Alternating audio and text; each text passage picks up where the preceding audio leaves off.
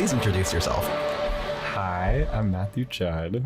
I'm kind of a junior at UW in Chid and GWiz, and I am really excited to be here today. I've never been on a podcast. Never? Never. Are you excited? I mean, until today, you know.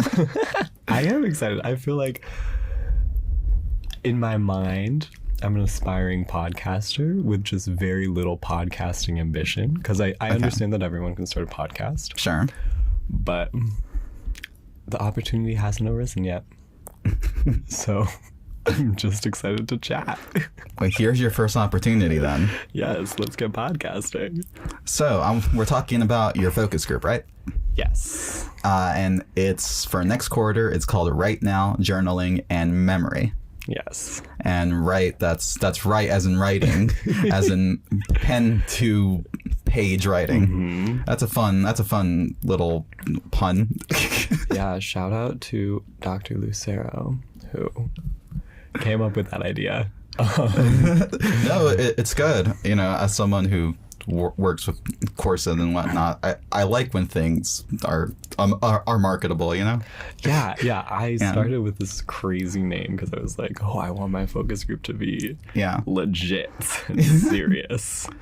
But I'm happy that it's more fun now. I feel like it fits the vibe that I'm trying to go for. Of Chid more. also, I think. Very Chid. Yeah, no, I recommend that. Just go for pop. And please tell me about what's going to happen in your focus group, what you want to happen, what questions you want to arise, anywhere you want to start, Matthew. Come on. Well, my focus group is about diary keeping, and some of the main questions that it's trying to tackle is, what is a diary and what is the difference between public and private writing? So my plan is we're just going to read a bunch of selections from published diary collections of various prominent people, and we're going to talk about them, and we're going to talk about what writing methods they employ and what their diary means historically and what we know about them from reading these fragments of their life that may seem rather inconsequential but are still meaningful enough to them to be documented in a more intimate way than something that we're going to write for publishing. No, I love it. We talked a little bit before we started recording that I love journals and journaling, and I don't know, it's kind of autobiographical and personal, you know? Yeah. It's very raw, and I think that's what I appreciate about the medium itself. But what do you get out of journaling, or, you know, other people's journals in question? What makes you so curious about having a focus group surrounded about other people's, I don't know, personal lives, let's say? Well, I feel like I should start with my background of journaling. Do it. I feel like a lot of people aspire to keep a diary of some sort. Yeah. For a long time, but very rarely commit to it. I feel that's me. So I had a lot of stopping and starting throughout my adolescence, and in halfway through my senior year of high school, I really committed to it. I had just finished or started reading Susan Sontag Reborn, which is her published diary collection from kind of the time between when she was 12 to when she published her first book. Okay. So it's a pretty wide collection, but I think that really opened my eyes to what a diary can look like. Sure. And that all of my previous attempts at journal keeping had been very prescriptive, kind of, this is what Dear Diary. Yeah. This is what I did today. And this is how it made me feel, even though my life is kind of boring. Yeah. It's like, I'm so dramatic. And school is so hard, and it's just cinematic. Yeah. And it's always about what's happening to me. Yeah. More than about what I actually find meaningful to write down. Sure. And so kind of reading a collection by someone who I really look up to as an academic just completely changed my mind about what journaling can look like. Totally. To kind of open that up And that's one of the main goals of the class. I want to give people a space where they can explore different examples of journaling, not really styles. Yeah. That seems a little bit prescriptive. But just kind of gain inspiration from doing this kind of sneaky behavior of looking into someone's diary without permission, you know? Yeah. But anyway, I started keeping a diary pretty religiously halfway through my senior year of high school, and I still keep one. No breaks, basically ever. I mean, cool. I don't write every day, but I very rarely go more than 4 days. That's pretty good. Without writing something down. I don't feel like I try not to force myself to write. Sure. Because I think that's kind of against what diarying means to me. Sure. But yeah, it's been really, really a meaningful mission to not only explore myself as a writer, but also just place this new emphasis on what I think and what I experience in the world, and kind of say, this is important, and it's important to me, and it's important that it gets written down so that maybe someone can read it someday. Yeah. Are you a fan of Sylvia Plath? Yeah. Okay, that makes sense. But everything you're saying reminds me of her work, particularly because, you know, her style, her poetic style could be broken down into two times in her life. Yeah. Right. But before her suicide attempt, after her suicide attempt. And the thing about the journals is that you kind of see her developing her style in later poems and what she's known for, right? Being super personal, just being really direct, just hitting you over the head with feelings, as she writes in her journals. And it's so fascinating to me because everything you're saying I totally agree with. It's like journaling, you know, yeah, it's helpful, it's therapeutic and all that, but more than anything, it's really important for the soul, in my learning. Yeah. It's just like, because, you know, when you first start writing, you're not completely honest with yourself. You're trying to copy other people's style, you know, you're trying to honestly be a little bit popular. At least that's how I feel as a poet. I definitely feel the same way. But after you keep on going with it and you keep on experiencing life, and sometimes life isn't fun, you know, new things crop up, and when you put on a page, sometimes you look back and you're like, wow, my old stuff wasn't that great because I was lying to myself. This new stuff, because it's so personal and raw, it might not be for everyone, and it might not be technical, but it's personal, and that has its own value. Do you agree with that sentiment? Kind of. I think the question of style and diary keeping is really complicated. Sure. Because I feel like these days there's a really big emphasis on keeping a genuine diary and kind of being honest. Yeah. And kind of very specific about what you're feeling, kind of the broader application of diary keeping within therapeutics. Sure. And other kind of wellness spheres. I feel that. I don't think that's what I do at all. And that's not what I hope to do when I keep a diary. Sure. I definitely have a very distinct style when I write in Please my describe journal. it. It's kind of elitist and embarrassing. I love it. But I think for me, it's the biggest reason why I keep a journal is just to place kind of an emphasis on my life, kind of make things that happen to me feel really significant and keep them for later. And so writing in this kind of grand sense, very counter to how I talk regularly. I think of my journaling style as if a stranger picked it up, they'd probably think it's kind of lit. If someone who knows me very well picked it up, I would be very embarrassed because they would know that it's really performative. Interesting. Yeah, and I'm okay with that.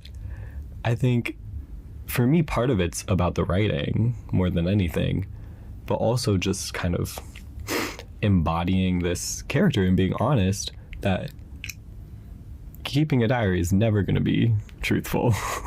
And Susan Sontag talks about it a lot in hers, because she also has a very grand style. And she's also a crazy elitist. But she is. Yeah, no, she so is, notoriously. Yeah. But I feel like I don't really worry that much about keeping it raw and keeping it truthful. Okay. I'd say I worry more about keeping it pleasurable and having fun. Okay. And if you are skewing the truth, if you are dwelling in extremes for the sake of doing that, who cares? It's your story, and I think you should be able to tell it how you want. Yeah, no, I agree with you. Reality doesn't exist. Yeah, literally. Especially in a diary. Especially in a diary. This is so funny that we're talking about this. I was actually looking through my old diaries this weekend, and they're just from 2 years ago, like my entries, and I was going through like some deep heartbreak around that time. Yeah. But revisiting it now, I'm just like, wow, this person's so whiny. No, it's really embarrassing sometimes. It's like, you do not know pain, girl. But like, I think that's also important, to be embarrassed by yourself. Yeah. It shows that you're growing. Because at least I know I do want to get into your journals, but I just want to say this really quick. It's like, I feel like you're saying you write for pleasure, or for it to be pleasurable, and I totally respect that. I'm not that way at all. Yeah. My way of writing is to make people just dwell on it forever, because it just sticks in their brain. I'm very macabre in my writing, and I love when someone's just like, this is so intense, I don't even know where to start, and giving you feedback. And I'm like, great, that's a great reaction. That's what I want you to say. But I'm curious about your writing. Are you willing to share anything on air? I can share stuff. Please share. I don't know. I didn't take the time to look through, but I have one entry that I really like. It's kind of older, about a year ago. Okay. This is the one I always read for people, because I feel like it's kind of a summation of, it's like a thesis statement for the journal project. Hell yeah. The project of journaling, you know. Totally. Get into it, guys. Right now. Right now. WRIT. 9 payments of $20. Yeah. And there's an interest-free installment plan. Click below for a skill share plan. Yeah, let me teach you how to write journals. Okay, I'm stalling. Please. Okay. Please read. Just a little background. This was on November 9th of 2023. And that point in my life was very exciting. Personally, I just started college, and I was just really getting into everything ever. Okay. A lot was happening to me. Yeah. My fascination with finite measurements of time, months, years, semesters, comes from a lust for rebirth and chronoaestheticism. Encapsulating time creates a work of art, an act in the life of a performer. Paradoxically, I also hate the system of time. I understand self-creation as a constant project, especially as a project unbound by time. There are many paradoxes in every person. I am simultaneously male-repulsed, yet crave their attention, and even more their touch. I am a slow processor and a fast concluder, a boy lesbian, a man who is more woman, both gut-decisive and constantly hesitant. I want to sit with these dualities. They do not startle me. Every day, I must reevaluate my positions. With every sun, my mind is reborn, illuminated differently in the infantile light. In these pages, I do not seek to catalog anything beyond the fictions of my mind, the skid marks of my cognitive journey. I do not care of events, but of my reactions to them. My days are filtered through the whimsies and grimaces, beliefs and questionings in order to create a topographical map of my becoming, a journey of my connection to my lover. In these pages, I am reborn. In these pages, I meet the man who I am to commune with. Very romantic. Very romantic, yeah. I feel some T.S. Eliot in there. I feel some Victorian in there. Oh, thank you. Yeah, boy lesbian. Boy lesbian is a classic. That's a classic. Yeah. What do you feel? How do you feel about the term soft boy? Soft boy? Come on. Let's not do that. That's just so gimmicky, you know, like, where's the history? No. Boy lesbianism. Now that has roots. That has roots and staying power, I think. And staying power is very chic, I think. It's very in, I think. Yeah. Hey, I'm with it with pop culture, even though I don't really like most pop culture. I get the slang. I know what people are thinking. Yeah, boy lesbianism is very in. For all sides of the coin. That's a gender neutral term. Boy lesbian. Literally. Yeah, I feel like a boy lesbian. It's a social aesthetic, like lesbianism. Ooh, social aesthetic. Just if you're part of the club, you're part of the club. So you said that poem was like a thesis statement for your journaling. Yeah, I think I was in this, when I wrote this, I was in this big phase where I was referring to myself as my lover. Mm-hmm. Because I kind of had this realization that I wanted to, part of the purpose of these journals for me was to really radically understand myself in a way that you would fictionally understand someone else and someone who you love. Yeah. And so I kind of thought, I want to love myself as I would love somebody else, not as some kind of conceptual self-love that's fundamentally different from an external love. Like I can radically love myself as a stranger and be really into being me in that way. But so that was the lover thing. And I just think kind of the forefronting of constant change. I repeat myself. Hey, it's okay. A lot. Especially in these ones. I repeat myself a lot. These are the newer ones. Yeah. But I'm kind of embarrassed. Part of it is that I have a horrible memory. But horrible. But another part is that I think there's such a value in rearticulation and just saying something over and over until it really sticks. Yeah. And so kind of that idea of every day I have to reflect on the entirety of my opinions and the entirety of who I am. Yeah. Because every day it's different. Okay. Because people can be so expansive and there's kind of this false narrative that there is a consistent person and that is really important. But I think if you're willing to just be able to be inconsistent and be kind of okay with constantly changing, I think that's really beautiful. Because it happens all the time, no matter what. And sometimes getting caught up in the idea of consistency will really stifle who you are.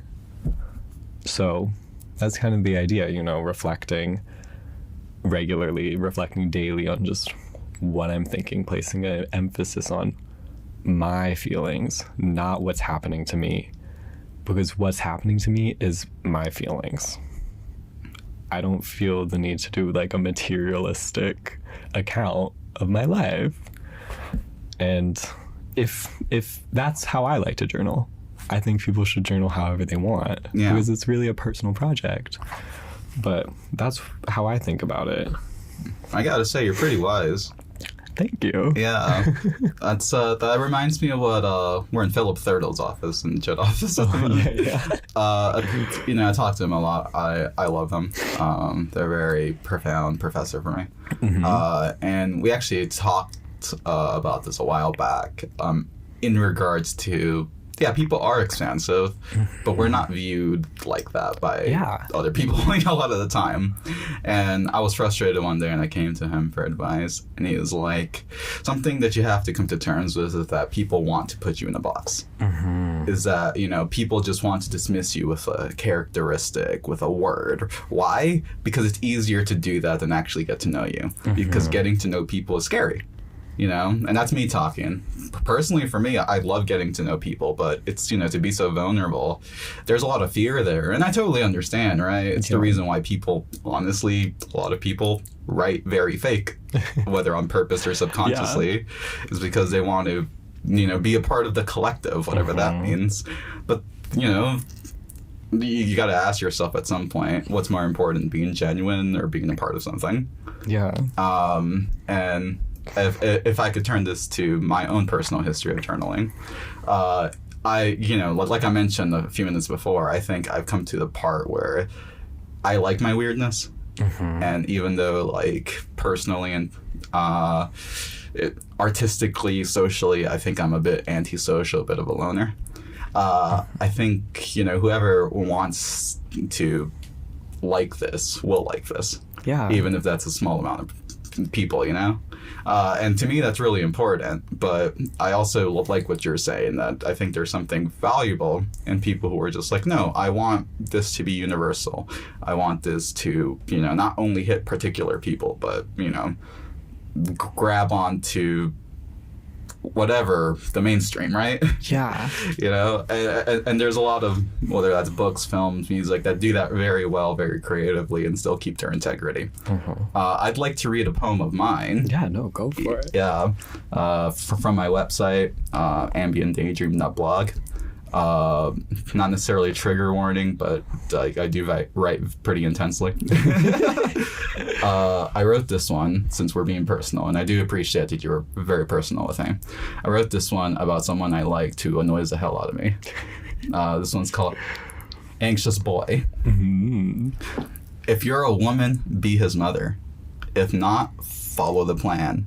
Want to go out? We can watch a movie. Let's get high. Or maybe his depression is too much. You hang around until he's ready for emotional vulnerability. He's bound to open up, right? Reminder, he's a boy. Ugh. Try to show him you care and hope he takes. He won't, because he's scared of himself, and you'll be taken by his burden. Fuck you for caring, right? Reminder, he's a boy. Precious idiot. So that's how I feel about people in my life that I love. Very gentle, Gentle? I know you're making a joke. Yeah. No, I'm very gentle in person. I'm very harsh in the writing. Ooh. Yeah. And I don't think that's me being fake. I think that's me being strategic more than anything. It's socializing is so hard. And I think that's what I like. I like having this podcast and having students come into the Chit office, because everyone has their favorites, whether that's a professor or a person to talk to. But sometimes it's hard to stand back and be like, do I actually resonate with this person and their words? So I just want to do that, right? Yeah. And sometimes, I get caught up in wanting people to like me. That's, in the moment, that sometimes I forget that, wait a minute, this person is not treating me right. And that's where my poetry comes in. It's just what am I actually feeling? I'm mad at this person. And I want people to know that I'm mad. And I guess that's where I wanted to get at. Hearing your poem, I was like, that's very beautiful. But also, it feels like a lot of emotions have happened to come to that point. Yeah. I feel like I've kind of, over the past few years, I've really undergone the process of learning how to deal with the fact that I'm a performative person. Sure. And, a lot of kind of loud social are very performative, and that's part of both the social class you're put into, but also just kind of, I think that's really important to who I am. Sure. And just did you say social? Well, I usually use the word girl. No. I mean, I have to censor this because they want me to. Yeah. But we could totally talk like that. It's no problem. Okay. Yeah. But yes, I did. So okay. Sorry for the edit job. Oh no, I love it. But, I could say F's from now on. But okay. I just kind of in high school, I was and still to this day. Let me be real, but sure. Especially in high school, I was very loud, kind of the circus. I was an entertainer. I talked all the time. Yeah. And I acted really dumb a lot. Sure. Because I loved people thinking I'm funny. Yeah. And I kind of went through this phase where I was like, this is not who I am. This is fake. This is a persona. I've lost myself. I'm fragmented. Okay. And I think that kind of thinking was very destructive because, one, when you're worrying about that, you're not having fun. Okay. And being social and being loud is very fun for me and something that comes rather naturally. Sure. But also, that's just taking other people's perceptions and letting them cut off a piece of my life because it's fake. It's faker than more vulnerable parts of myself. But that doesn't mean it's not still an essential part of who I am. Sure. And still a very legitimate part of who I am.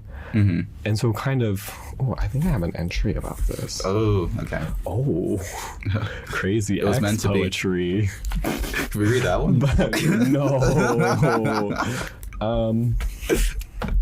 But I just kind of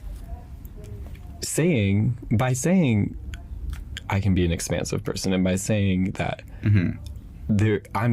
how can I be fragmented? Like, I've been whole since birth, you know? How can I be lost when I have all my pieces here? Yeah. You know, everything in me is me, no matter what other people think it may be, and no matter who it's for. Yeah. It's kind of like, obviously I act differently around my gay friends than I do around my parents. Sure. And I think that's just basic. It's just more sharp for me. And kind of jarring sometimes because I switch a lot. And I think that's okay. As long as my motto is, as long as I understand what's going on and I feel entirely in control of myself, everything's okay. So I'm glad you're thinking positively. Yeah. Did you find the poem?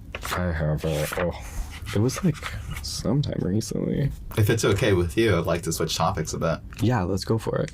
How are your interactions with people? How do they influence your writing or the way you go about life, which I think influences your writing too? My interactions with people? Yeah. Like, okay, so for example, I also kind of feel like I have to code switch a lot of the time. And to be honest, it's become very exhausting as a trans woman. Yeah. No, totally. It's become so exhausting. I don't even think I contribute to it anymore. I'm just like, no, this is one persona. Is kind of where I'm at, just because I don't know, appeasing everybody to me in my body just seems like it'll be the end of me, honestly. So for you, like, and let's talk positively. How do your friends, how does your social group, whoever you respect, whoever you want to be around, how do they influence you in a positive way? Oh, I don't know. Well, first of all, if I'm close to you, chances are I've probably written about you. I write about people a lot, but I don't read those entries live. Okay. Just leaving an Easter egg. Yeah. But how do people influence me positively? Just think of someone. You don't have to name them. You know, everyone has someone who they think of. Yeah. Why do you think of that person? Well, I think of Karsten. Karsten, recent shit grad. Yeah, Carson's the boss. Just the boss of the world and the most beautiful person I think I've ever met. Yeah. Easily in the top 10. Yeah. Karsten, if you're listening, much love. But it's just so refreshing to be able to really, I feel like there's people who really get it. Sure. And really get it, and it's like we're kind of cut from the same stone in a way. Sure. And just, I can think of a few people like that, and it's really refreshing. I'm trying to spend more time with people who I think are cut from the same stone, you know. Okay. The girly Fs, if you will. Sure. And it's just very refreshing to be able to be super obnoxious, but have everyone know that it's completely fake. Okay. Because sometimes when you're around straighter people, it's just like, oh, this is just how people like you act. Yeah. It's like, well, no. I mean, sometimes. But that doesn't mean it's like legit, you know? And yeah, I need a space where I could be completely illegitimate. And having that where everyone knows, it's 90% fake. Yeah. So refreshing.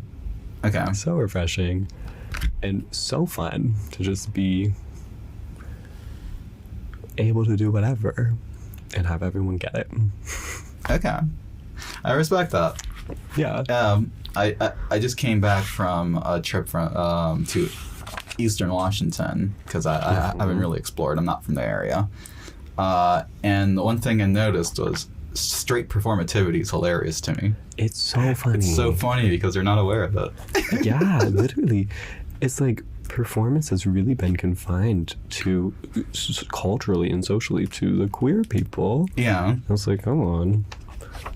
Don't write yourself out of the situation. Yeah. It's fascinating just how aesthetics change based on your worldview. Yeah. Yeah. Absolutely. And how people's expectations. Mm-hmm. Yeah. Speaking on expectations, who's your audience for your focus group? Or who do you want your audience to be for your focus group? What do you hope to get out of that audience? Okay. Obviously anyone who likes journaling already and wants to talk about it more. Anybody who likes the sound of my voice on this podcast. You have a good voice. Thank you. You have a great voice too. I know. You used to do radio. And just, I'd say anyone who's into creative writing. Okay. Or reading. I feel like everyone's had that itch. Kind of reading someone else's diary is so enticing because the whole idea is that it's not supposed to be read. Mm-hmm. And kind of that's one of the main issues I want to tackle in the group is it ethical to publish this? Because it was written privately. Yeah. And in some of it really differs by writer, in my opinion, because I read the collections we're talking about, and the Susan Sontag collection, she has a big ego. She knows she's going to be super famous by the time she's like 15. Yeah. And so when she's 15, she's already writing. Oh, she has this one entry that I think about. And she was like, often I think, I'm paraphrasing, I think of how carefully I pen these words as if awaiting the inspection of a future reader. Yeah. And it's like, okay, she knew, and she probably wanted them to be put out. Sure. But the Lou Sullivan diaries, it's very different because it's just so earnest, and there isn't that layer of super flamboyant writing in between him and the diary. Yeah. It's very much, dear diary, you're my best friend, and I'm 16, and I think I could tell you everything ever, especially how I want to marry every single member of the Beatles. I'd read that. No, the Lou Sullivan collection is fabulous. Interesting. It's just very earnest and sincere and very funny. Yeah. Until it's not funny. But the beginning portions is like, it's just every entry goes, I'm so in love with the Beatles, and I want to have sex, and I love wearing boys' clothes because that makes me feel cool, but I don't think it should make me feel cool. When's my period gonna come in? That's very stream of consciousness. Yeah, that's like every entry for the first portion of the book. So what's your stance on the ethics of journal publishing? You see, I don't really know. Okay. Obviously, there's probably a lot of legality behind it, and famous people probably sign stuff saying that people can publish it before they die. Totally. But beyond that, I think it is vaguely unethical. I just love reading them. So I'm very happy that they're published. And I think it's really meaningful that they're published, and it really lets you know these people in a different way. But I don't know, it's definitely a gray area. I guess the real question is, what is private writing, and do writers have the right to privacy in their lives even when they get famous? You know, is that a what do you rhetorical? think? What do I think? Oh, I have answers. No, for I'd days. love to hear. For context, I majored in literature. Okay. And I've been creative writing for a decade-ish. Yeah, I'm a constant writer, whether that's music, whatever. So I think about all this crap too. That's all I'm trying to say. And my perspective on that is very similar to yours. I'm having fun. Yeah. I don't really have any sort of qualm with being a bad person, is the thing, which I think is a gift, honestly, because people are so afraid of being a good person. But I remember a movie that I like a lot called Storytelling, by one of my favorite directors, Todd Solondz. It's split up into two, fiction and nonfiction. The first, a short film of the anthology, is just about this depressed creative writing student who's just like, for the life of her, cannot write honestly. Like, you know, she is the typical, just a fake liberal who just wants to be seen as like this goody two-shoes to everyone around her. And as the short film goes on, she's pressured in a very cruel way to actually write honestly, and still no one likes her work. And she's like really hurt by that because it was a very personal, like, you know, creative exercise for her. And she tells everyone, but this happened. And then her teacher, who, you know, was a person who made her feel like crap, she's like, he goes like, it doesn't matter if it's real or not. Once you put it on page, it is fiction. And that's always stuck with me because, honestly, look, as a writer, as an artist, as someone who performs on stage, I know myself. I'm egotistical. I want attention. You know, I want to be noticed. And even when I'm embarrassed, even when I make a fool of myself, I like to be noticed. And I feel like most writers, they're lying to themselves if they say they don't want their vulnerability to be out there in the open to be consumed, you know? I think they want that. I think some people are just really scared of that. And that reminds me of another movie called Before Sunset, if you've heard of that. I haven't. Part of the Before trilogy, Before Sunrise, Before Sunset, Before Midnight. My favorite movies. They're like romance dramas.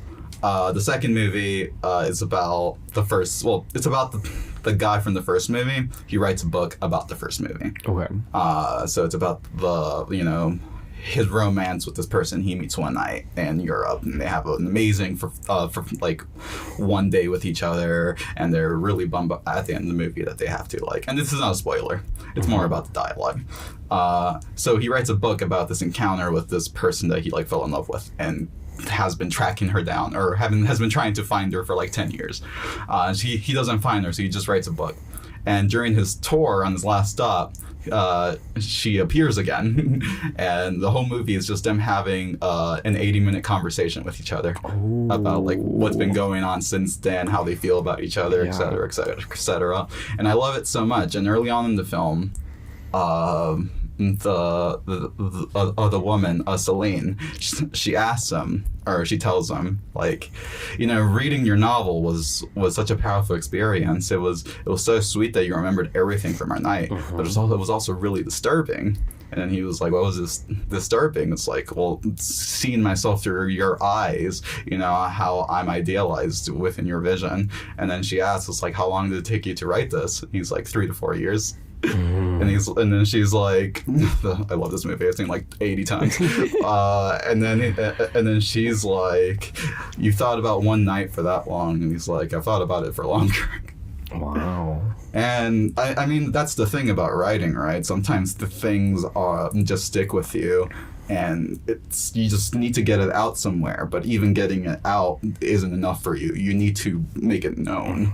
So my answer to your questions of is it ethical to publish journals, especially if it's, you know, post someone's death, my answer is the same that I started with.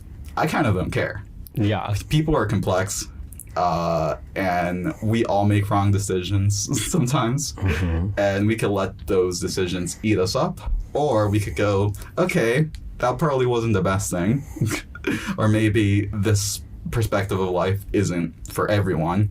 But it's really important to me, and to be honest, sometimes being a little bit selfish like that is good for you. I definitely agree. I think it's just a question that's never going to be answered the right way. The ethical question. Yeah. And if you ignore legality. But Sure. it's just, it really draws the question of what does it mean to be an author and who gets to be an author. Mm-hmm. This conversation is kind of reminding me of this little passage from Foucault's Who is an Author? Classic, you know? Classic, yeah. But it's just this little passage where he has this brief description of the kind of week after Nietzsche's death. Yeah. And he says, like, all of his boys, all of his little prodigies that he carried around with him were all fighting over things as simple as notes on the back of a receipt, because they were like, oh, this is meaningful. Sure. He wrote it. Yeah. It's meaningful. And kind of, if you get into that question of what counts as work, because that's really the question that is at the root of journaling. Sure. Obviously it counts as work, and it's more robust than just scribbles most of the time. Yeah.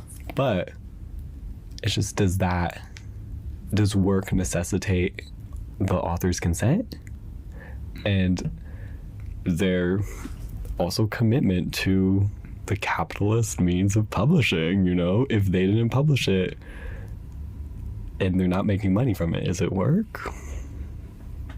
Anyway, questions to be talked about in Right Now Exploring Journaling, or Right Now Journaling in Memory. Well, I mean, we could keep talking for a little bit more. I probably have to go in like 10 to 15 minutes. Okay. But I mean, you just brought up a lot right there. You've been bringing up some heavy topics, Matthew. I mean, don't get me wrong. This was I'm here for it. You're making a great guest right now. Thank you. But what about what you just said? Do you want to probe for a little bit? I don't know. Maybe we should leave it hanging and let people take the class. Okay, let's end it there then. Wait. I'd like to read this section from Susan Sontag. It's kind of the core text for the class, and I was going to look for a more papery style. Yeah.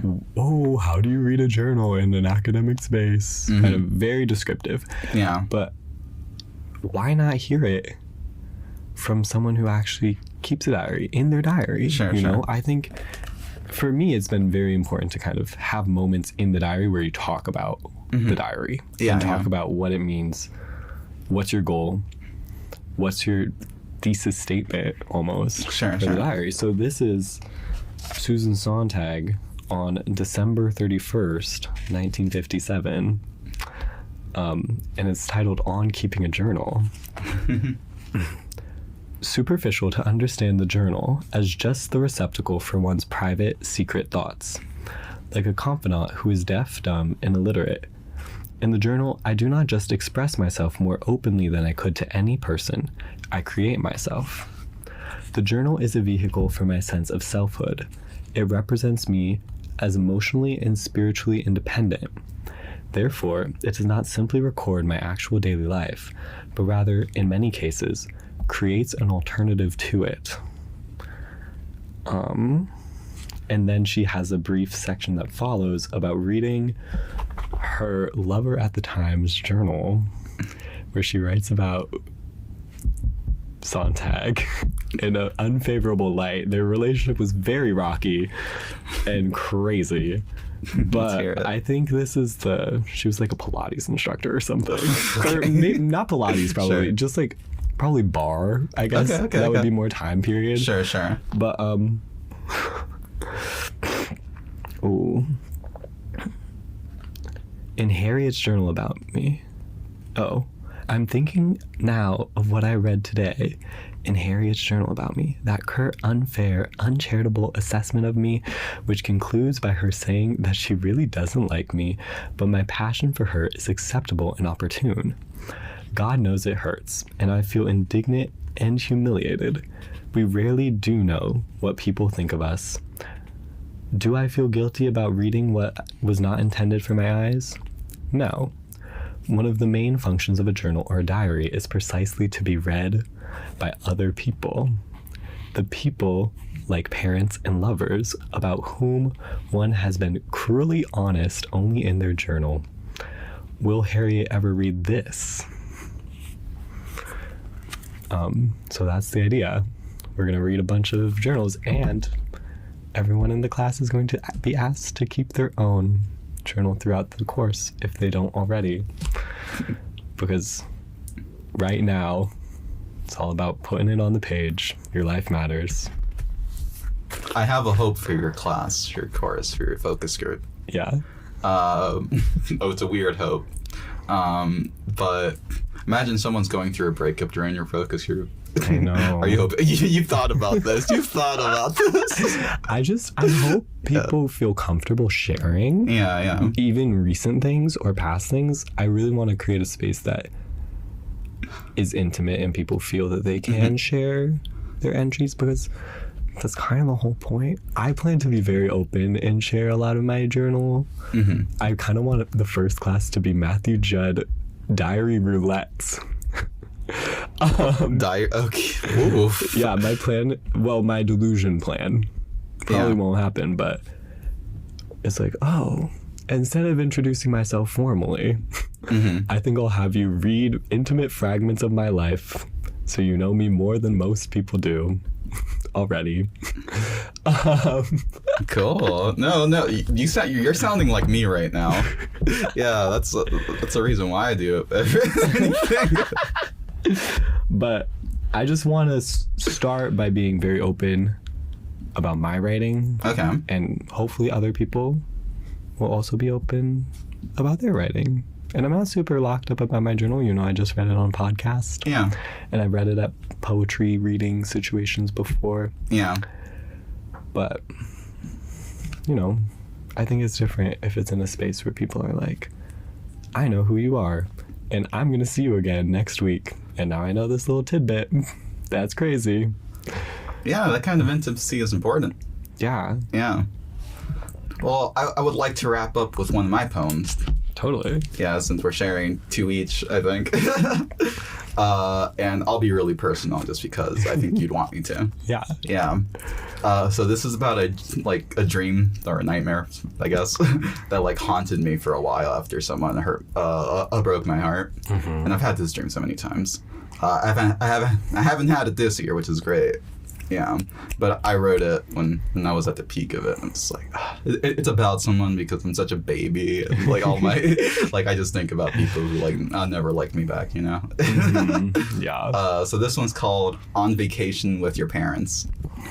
We're holding hands in the back of a van as Van Halen's 1984 blasts from the speakers, High Trouble, as your father reeks of sweat, not uncommon for Highland Ranch, Colorado residents, or so I hear. Your mother seems to like my words, and she's impressed with my femininity, or maybe it's my devotion to her closeted son. We arrive at Lake Clara, celebrating midsummer with industrial swagger. If only alcohol wasn't so pricey. My ideal Venice, and thankfully the Swedes love pizza. Margarita or cheese, with a side of meatballs, and pancakes for dessert, but only because I knew my outsider humor would elicit an embarrassed smile out of you.